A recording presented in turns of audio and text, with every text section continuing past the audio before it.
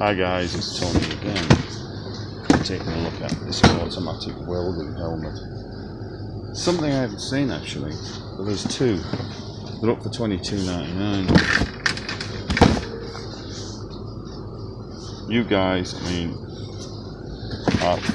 unless you're into welding obviously, but I don't know any. That's the pshl 2v1.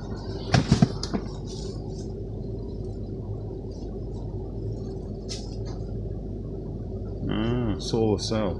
There's another one here as well. That one.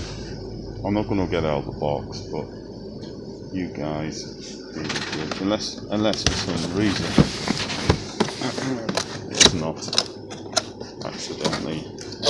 Ooh, dear me! I accidentally slipped my hand in there. Ah, one of those things.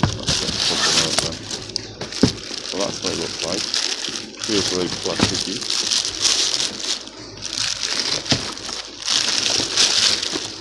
So that's what it looks like. So that's the doggins inside of it. Actually, I think I'll just leave it on display. So it makes it look, wow. Looks like a motorcycle helmet. Put that at the side. Feels very light. Got adjustable strap.